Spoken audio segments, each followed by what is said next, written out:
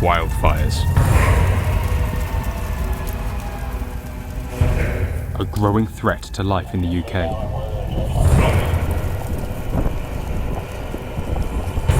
With a higher population and drier summers, the risk is increasing. To the residents woken in the middle of the night, it seemed like their whole village was on fire. It's burned for 3 days, and today the flames did nothing but grow and spread. This has now become a trial of strength for firefighters, a test of their will to overcome the worst wildfire on these moors in living memory.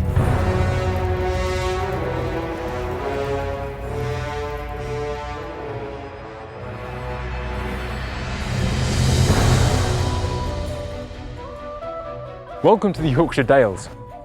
I'm here today on a heather moorland, a habitat that has been affected badly by wildfires over the last few years.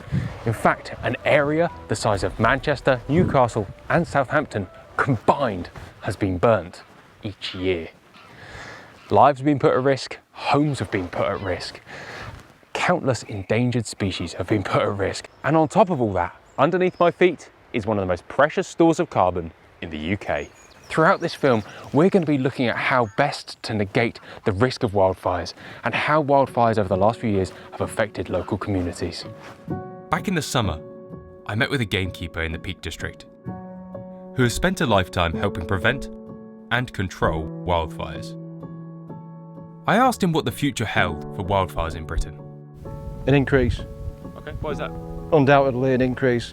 Restrictions on management. For a start, we've been stopped the controlled burning that we've always been allowed to carry out historically, reducing the fuel load, increase in footfall, visitor numbers, and ultimately weather conditions. This is third spring on the trot now where we've been subjected to these drought-like conditions, a lot of east winds, little rainfall and these high temperatures, which is totally unseasonable. What's a wildfire like? Hell on earth, really.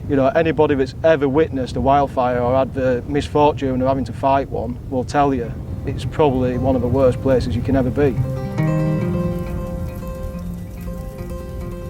Trying to put peat out, the acrid smoke that comes off of burning peat gets into your lungs, the danger to life of the staff that are there trying to put it out, and all the time we're working knowing that this was preventable and knowing the damage that it's doing for future generations.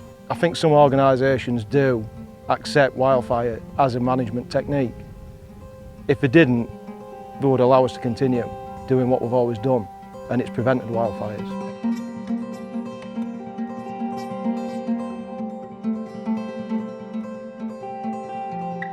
So Ian, what is controlled burning? So controlled burning is just sort of managing the heather. As you can see out behind us, we have this mosaic of different ages of heather and different patterns. So what we do is we have cool fires through winter to break up and create this patchwork you can see behind us. So it's all very controlled. We have all the right kit, the machines to control these fires, and we're just sort of taking the surface canopy off. And why do you do that? Why we do that is to regenerate the heather. So you sort of burning off the old heather, taking off the canopy, letting the light come through and the young shoots come through of the heather. So the patchwork quilt effect that you can see here is just having all different ages of heather for feeding, for nesting, for cover, for shelter, for the grouse, and also it benefits all the waders as well. We've got a main road running through our moor there. If we didn't have this patchwork effect and all the heather was the same age, as we call it, fuel load, if people stop and have picnics and barbecues on the roadside there and a fire was happened to get away out of control, it would just take out this whole valley. This whole piece of moorland would just go in one. And the time of year when people are having barbecues is summer, so everything's breeding, all the chicks are out nesting, and the peat is getting drier.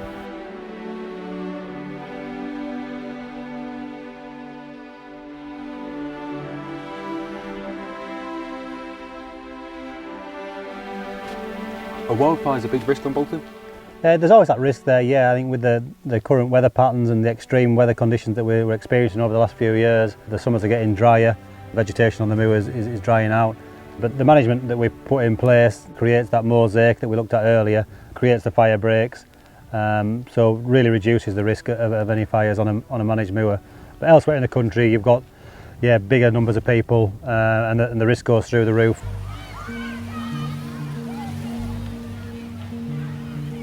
Just another day. It's like this every day. Bank holiday weekends. This is on nice sunny days, this is a regular occurrence. You can see here there's a fire, this is a recent fire that was started by a campfire, barbecue, it's been something along those lines. Do you get a lot of people barbecuing? Oh yeah, bank holiday just gone, we dealt with 60 barbecues on bank holiday Monday alone. You know, it's advertised as a beauty spot, national and park. It is beautiful. Oh it is, you know, you can't deny it, it's lovely. You know, National Park advertise it as a great visitor place. Unfortunately, there's no means of policing them. There's just no control, we're just inundated with campfires, barbecues, antisocial behaviour, and then it's left to us to either try and control it or tidy up, mess up afterwards. Are people appreciative when you talk to them about it? No, I mean, we get threatened with violence, verbal abuse, there's been incidents of physical abuse. It's to the extent now where we've had to employ a private security firm to try and keep control of it, because it's just beyond us. So it's people just not respecting that public access that they're granted? Yeah, there's very little respect. I mean, you just have to take a look at this riverside and the amount of rubbish that's left behind. It's unbelievable, isn't it? It's an absolute tip. Yeah, I don't have an issue with people coming out enjoying the countryside, it's here for everybody. But what we have to deal with, it's the unseen problem, and you know, it's just horrendous. You know, like I say, for rural workers and residents, it's a living nightmare. On our way out of the valley, we got the opportunity to hear from one of the local residents about her experiences. We have serious issues with people who come, who picnic, who bring barbecues, they light fires, they ignore any of the signs, they park in front of the signs, as you can see with the bikes there. We've had 7 wildfires in the last 5 weeks. They're serious. We're in danger that if they set fire to this side, our houses could end up being at risk. It's dangerous to the wildlife. We're one of the few places in England that have got mountain hares. Their habitat's at risk. The birds nesting at the moment, they're all at risk. And it's just so unfair that we have to deal with this with no help whatsoever from the Peak Park. It's clear to me that it's human impact that represents the greatest risk of wildfire in these areas. However, it's also human impact, that human intervention from land managers, that helps limit the risk of wildfires. I got the opportunity to go on a training day with moorland managers and the fire service to see how a controlled burn works.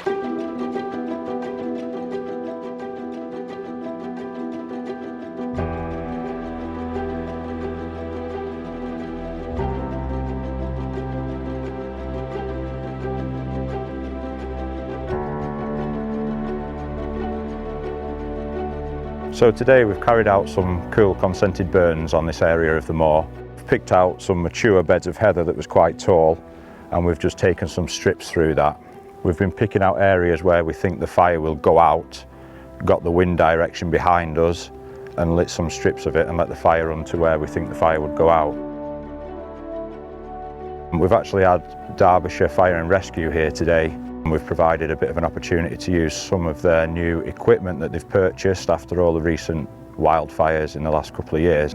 The reason that we're doing these burns, really, it brings 3 main benefits. Firstly, we're actually putting fire breaks into the ground, so should we get these wildfires in summer that we keep getting, these areas that are already burnt, it gives us a chance to actually get on top of the fire and hopefully get the fire out.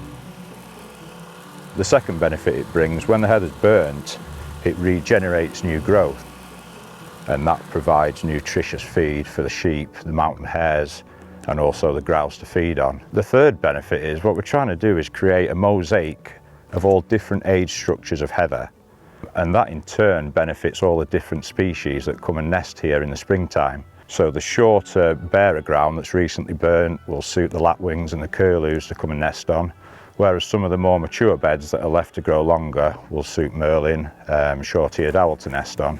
So it's just trying to create a diverse habitat for everything to thrive in, really. So some of the equipment that we use while we're heather burning, is mostly equipment to control the fire and stop it getting too big and out of hand. These fire beaters are the more traditional method, and these are basically used to stamp out the fire as you go along. In more modern times, most people now are using what we call a fogging unit, which is put on the back of an Argo cat to transport it round.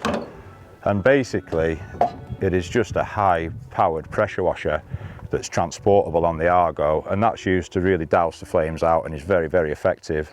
We can also fill the fogging unit up with any stream or pond that's deep enough for us to draw water out of. So we don't need to go back to base to refill, we can actually refill while we're up here. And that's proved invaluable certainly on the wildfires over the last few years. So areas that we burn at the moment have to be consented through Natural England, and we have prior agreements and written maps as to where we can and can't burn. As it stands at this moment in time, any areas of dry heath, most of that we can burn over, which is ground of less than 40 centimetres peat depth underneath. Any of the deep peat ground, which is 40 centimetres or over of peat depth underneath, as it stands at the moment, we can't do any burning on whatsoever.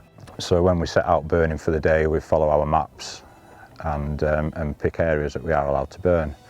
The great concern across every moorland in the country now, if they have deep peat on the moor and they're not allowed to manage it in a way that's been traditionally done, we're going to see a huge, huge increase in summer wildfires. Fires near Ilkley in West Yorkshire destroyed huge areas of important habitat for wildlife. On the moor that we're on at the moment, approximately 50% of the moor is deep peat, and it is pretty much a blanket of heather from one side to the other, and at the moment we're not allowed to burn or cut actually at the moment on any of it. Firefighters are still working this evening. Whether started deliberately or recklessly, they say these fires are among the most difficult to put out. We're being pushed and pushed more towards cutting rather than burning in these areas, which I think probably has its place in the modern day, doing some cutting. I'm not totally against it, but as we've seen today on some of these fires, some of the fire breaks that we've used to stop the fire on were only cut 3 or 4 days ago, and we've had to get water on them to stop the fire crossing it. Now if you think of these areas 12 months on, after all the brash has been laid and dried out, you're pretty much left with a bed of matchsticks.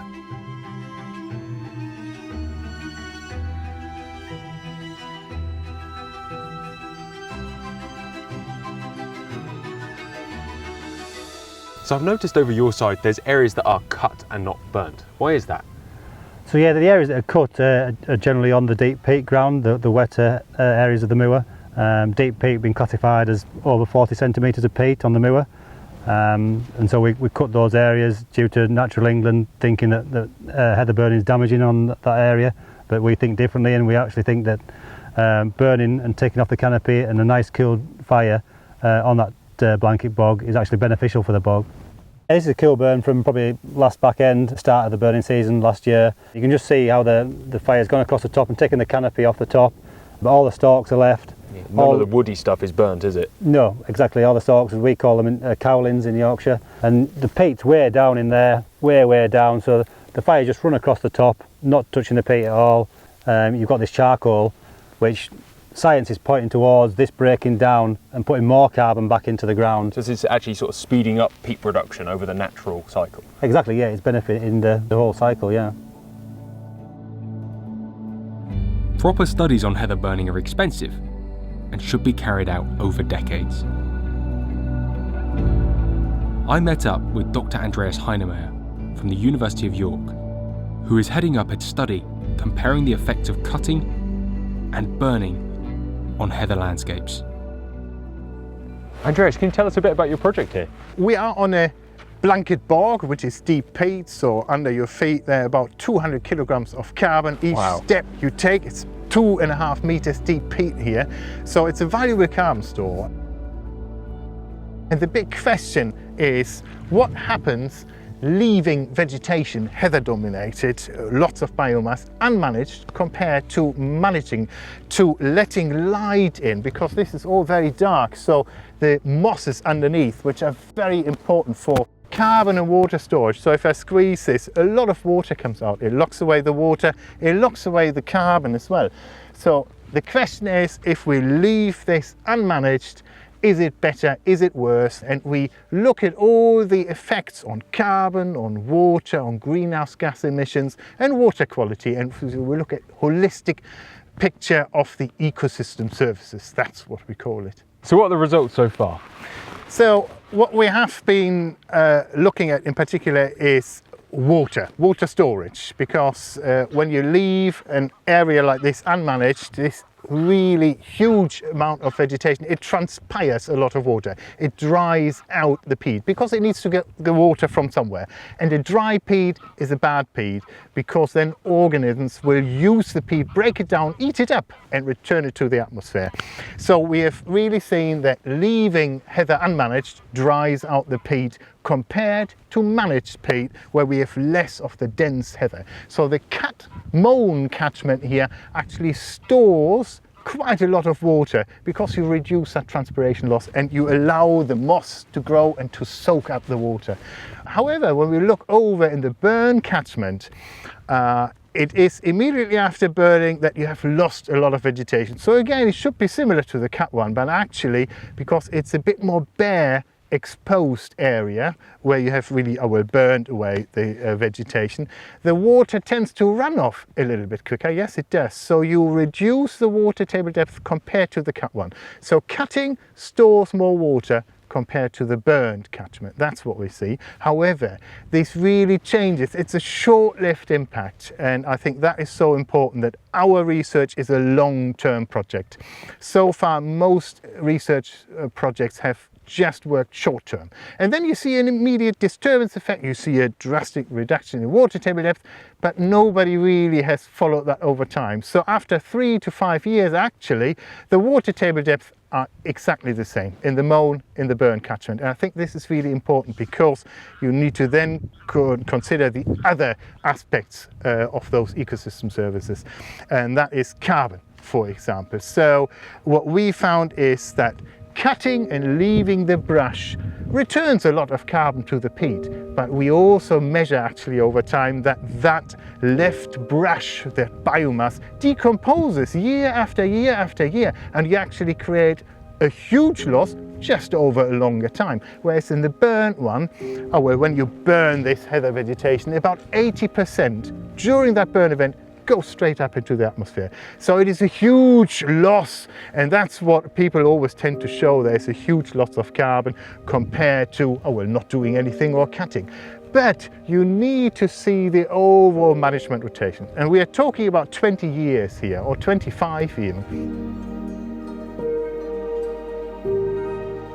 So although you've lost a lot of carbon the first year, then the vegetation regrows much quicker, because your burning creates ash, charcoal. It's beneficial for nutrient provision of the heather and the other vegetation. So the regrowth is quicker. So you actually see a curve. You lose a lot and then it comes down very quickly. Whereas with the mown one, you don't lose that. You don't have the peak. You have a gradual loss over time. But then those curves disappear and get very different.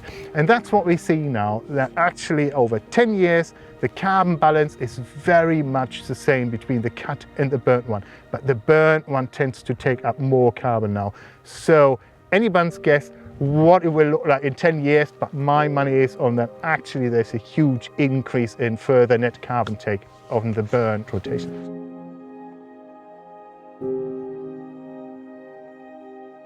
So you say that this burnt area, after 10 years, is about parallel with the wet area for carbon and water quality. What's the effect of a wildfire on this sort of? Yeah, so if we compare, so a controlled burn leaves all that charcoal in the sticks here, the carbon, and leaves the moss layer still intact and to recover over time, and that only seems to take a few years and then it's really regrown. Whereas a wildfire, the heat, because of that huge biomass, it would just burn all of this away and burn actually through the moss layer right into the peat, and once the peat ignites and it just burns down there, possibly hundreds of thousands of years of accumulated carbon could then be returned in that fire event. And any firefighter will tell you that that is potentially the worst fire to fight.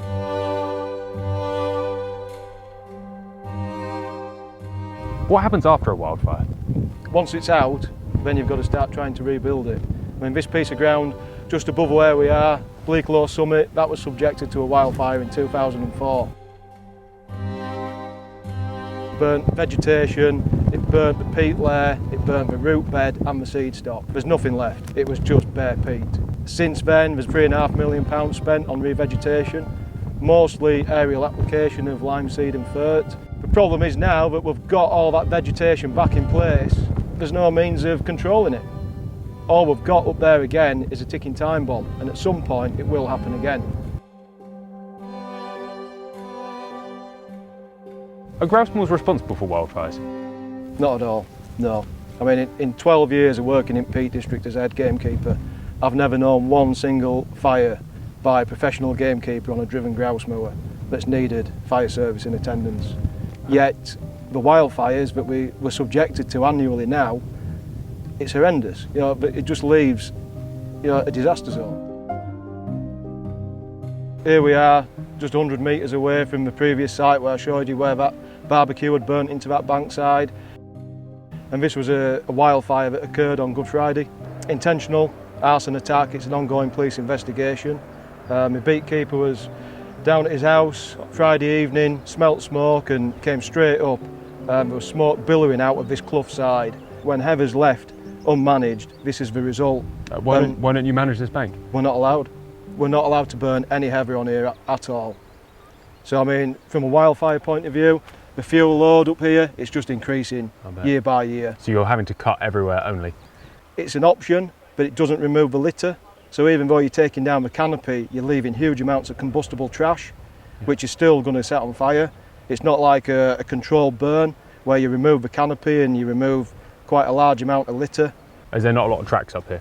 Very limited access. You know, it's a huge issue in the Peak District. What does that mean if a wildfire occurs?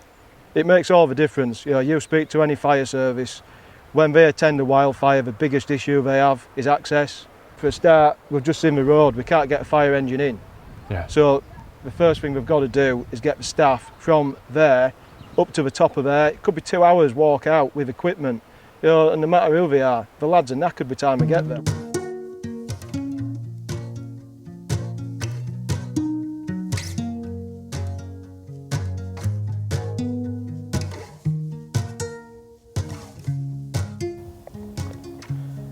What's it like in a wildfire?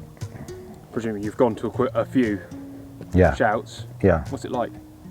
Terrifying.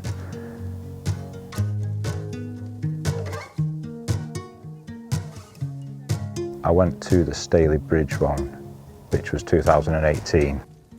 I mean, we're obviously used to dealing with fire. We've done a fair bit today, but as soon as nightfall came on that, it was home time, and it was a bit of a job gathering everybody up.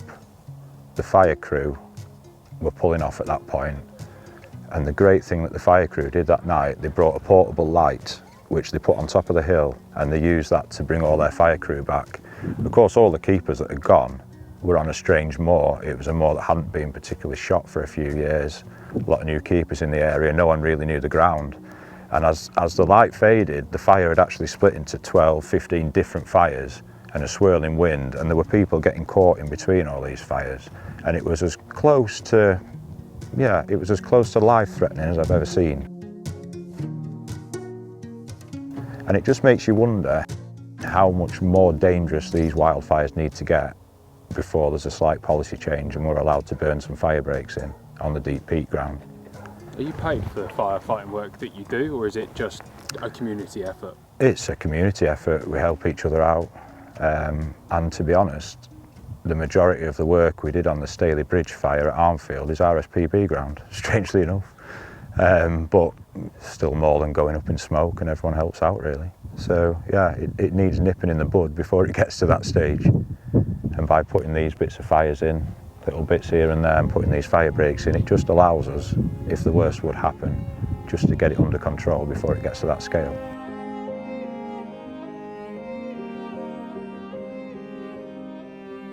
To most of us in Britain, wildfires are not something that keep us up at night.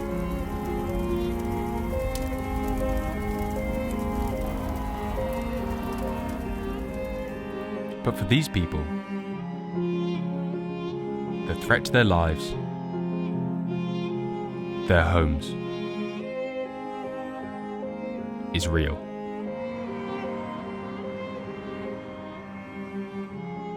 Through changes in legislation, an increase in human traffic, and a general decrease in the respect for nature that this traffic has, the future is bleak.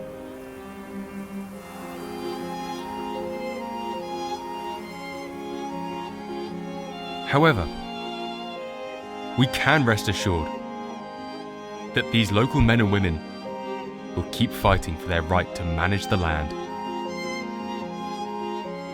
for the benefit of wildlife and to keep rural communities safe.